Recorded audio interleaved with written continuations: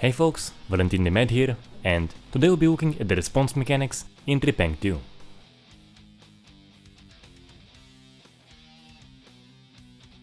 So, as for the big mutilation, the head can come off or be destroyed.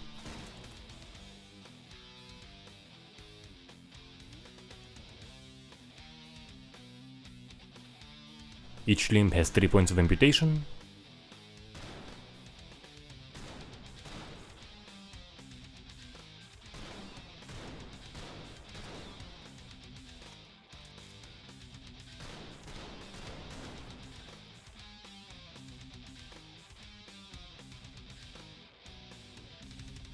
And characters can be obliterated.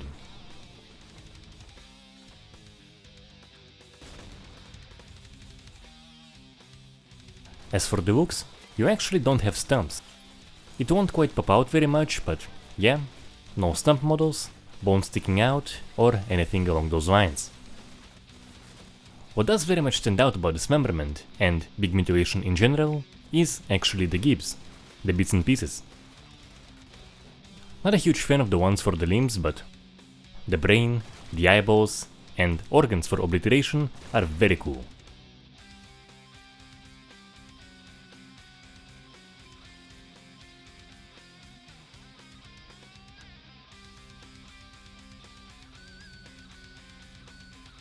They look quite nice. On the insane config for the mess, they stay for a good while. They can be broken into smaller bits and you can shoot those again and again until what's remaining is just a stain. Either way, even without active gib torture, the gibs and the bits and the chunks will very much stand out.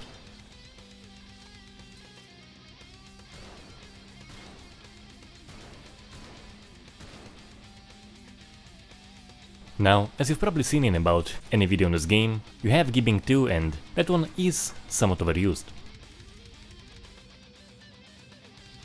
It is one of the possible responses for a shotgun shot in the torso area or for a grenade explosion. It doesn't happen every time, or even I would say most times for those weapons, and sometimes it really can deliver a fun result, but it still is essentially a generic response of turning a character into chunks, limbs and stains, and to me, it feels kind of like a hit or miss. As you know my position, the result for a shotgun versus torso should be a hole blown roughly in the area where you are going for. And in this game, with a very cool Gibbs functionality, blowing holes open could be better than it usually is. So on a chest shot, you could blow the heart out, or a chunk of the lung. On a stomach shot, you could have the intestine hanging from the hole. Maybe see it get detached. Maybe see it get detached with a slight delay for a comedic effect.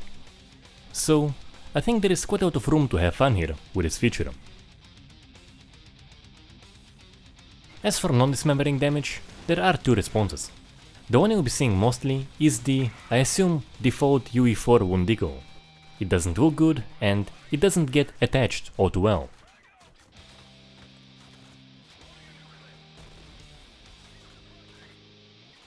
The other type is a blood-soaked area that you'll be seeing only on the fatal hit. That one looks like the blood used for dismembering hits and it will deliver pretty good feedback. I assume it is a more resource-intensive effect, which is why it is activated only once per character. That's the thing with UE4. Unlike UE3 where you have a simple but solid character decal functionality, the default option here is quite bad and we saw it in several games.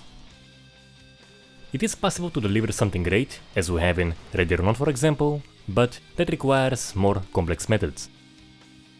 I don't know whether that's likely, but a Wound 2.0 thing for the game would make a big difference. Even stumpless, the dismemberment with the character blood for it feels good. Now, imagine a great looking response for every single bullet impact too. I want to know the breaking necks. Don't just have an animation for the act itself, after it, the head can get in quite odd positions.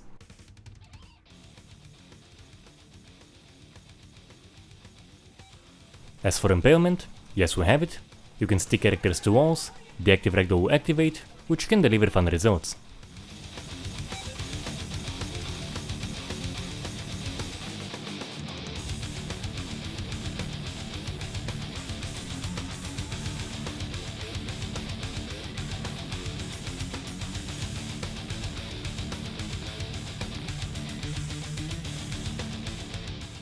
we have burning too. Not a major factor, but there is a short overall response and a pretty lengthy active ragdoll for it.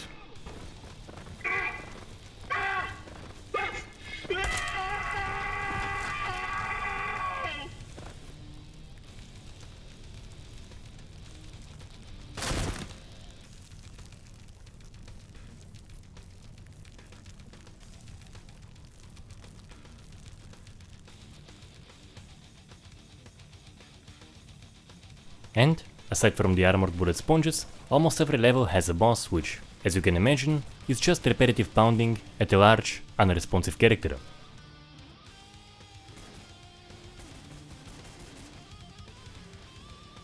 As for the spilling, you will be seeing respawn stains on every hit.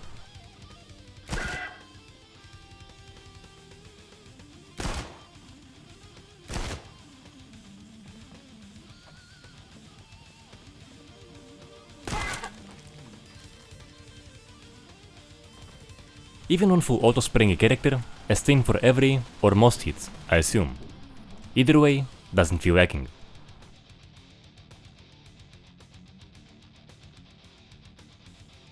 And the looks are quite nice. That is pretty much what initial gunfire response should look like. Droplets exiting the body at a high velocity. You do have additional staining for dismemberment. There are chunky stains on the initial response, and when a stump is close to a surface, you will be seeing it spray blood on and around it. With the latter, however, there are issues.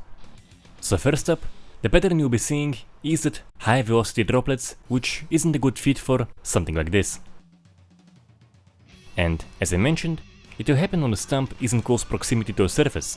So if you remove a limb and send the character flying, you will be seeing the particle effect, but in most cases, there won't be a clear trail.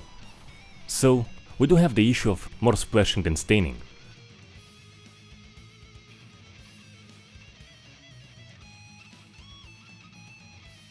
Now the butt pulls are quite cool. They will happen consistently, they'll form largely around the finishing hit, I very much like the dark red color, and if the body is moved as it is forming, another one will appear.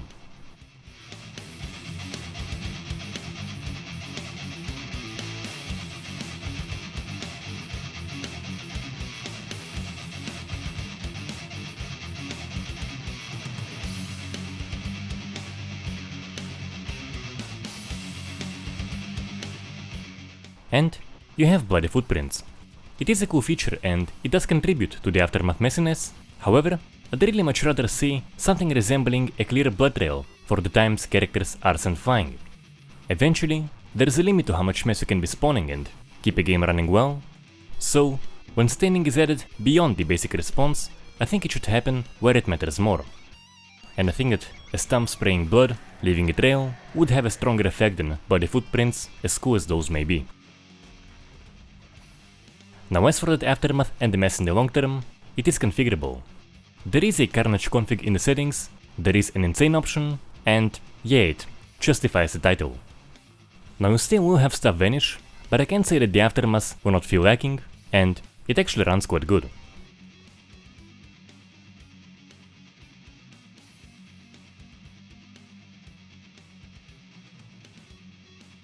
As for the animations, characters will respond on impact. You have a stun state. They can be ragdolled.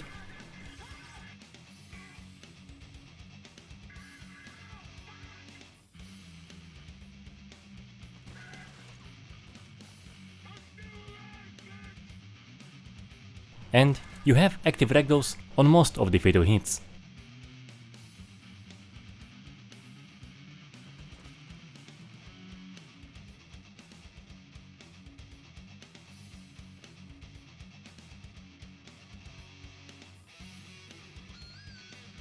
So, in this aspect, it really delivers. Everything feels nice and weighty, and the ragdolls and flying body parts are some of the most fun ones I personally saw in a game. Fits perfectly into the over-the-top direction of it, and it will deliver just lots of cool moments. In this regard, there's not a whole lot of advanced mechanics, but they did an exceptional job using the means they have. In conclusion, it is good Gore fun. We have some of the common issues like obliterations activating too liberally, more splashing than staining, and the wounds, all with the exception of one per character, are not good. But it still delivers a very decent feel with what it's going for, particularly because of the dismemberment, the exceptional character and limb physics, chunks, and the very nice aftermath. So personally, I can recommend it for a good action experience with a largely good feel in terms of response too. Also, mod support will be happening for it in one way or the other, so if anything interesting pops up in our aspect, I'll be covering. That is it for today. Do let me know how you feel in the comment section, and if you enjoyed the video, subscribe and share it around. As you can imagine, no monetization on this one, so if you are enjoying the content, do consider supporting on Patreon. Every contribution very much helps. And if you like the music you hear in the intro, outro, and in the background, the YouTube and Spotify playlists are in the description. Until next time!